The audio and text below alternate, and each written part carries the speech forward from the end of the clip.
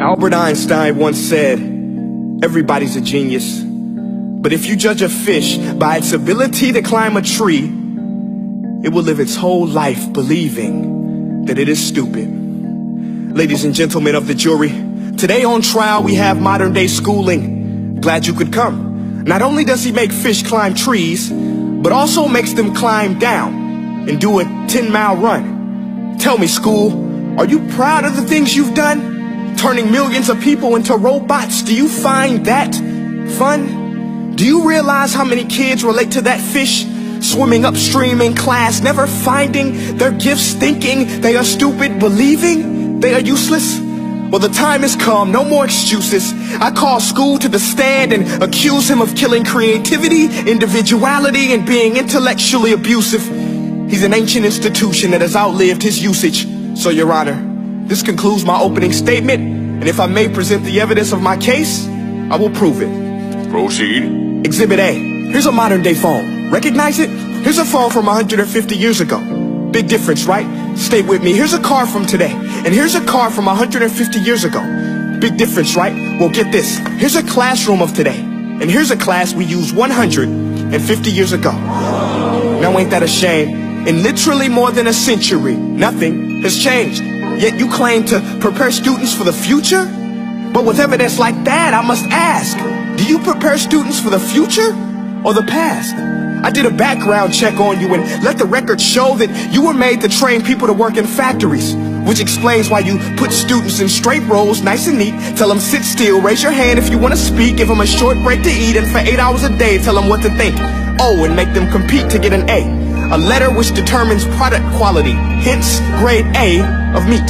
I get it. Back then, times were different. We all have a past. I myself am no Gandhi. But today, we don't need to make robot zombies. The world has progressed. And now we need people who think creatively, innovatively, critically, independently, with the ability to connect. See, every scientist will tell you that no two brains are the same. And every parent with 2 or more children will confirm that claim.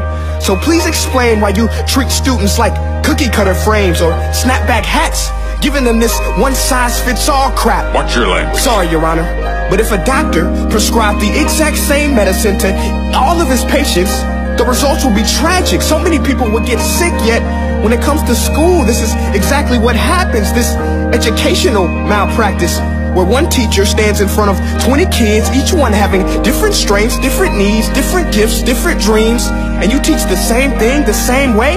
That's horrific. Ladies and gentlemen, the defendant should not be acquitted. This may be one of the worst criminal offenses ever to be committed. And let's mention the way you treat your employees. Objection. Overruled. I want to hear this. It's a shame. I mean, teachers have the most important job on the planet, yet they're underpaid?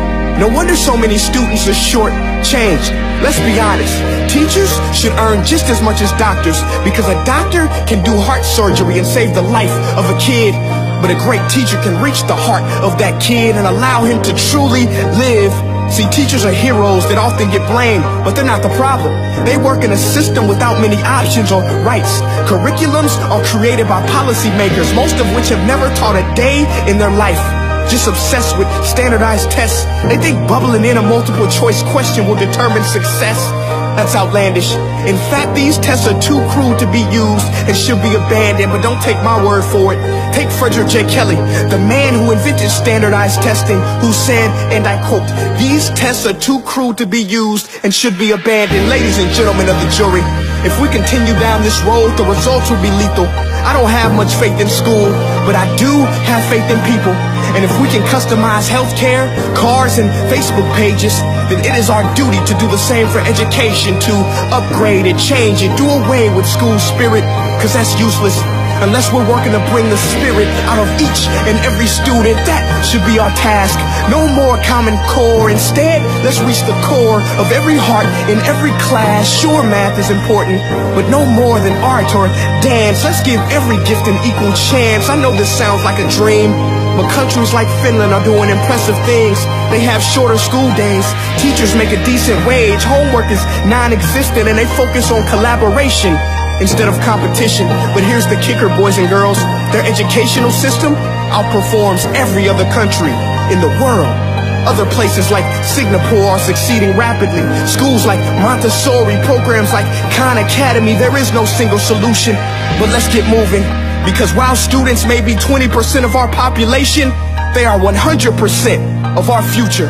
So let's attend to their dreams, and there's no telling what we can achieve. This is a world in which I believe, a world where fish are no longer forced to climb trees.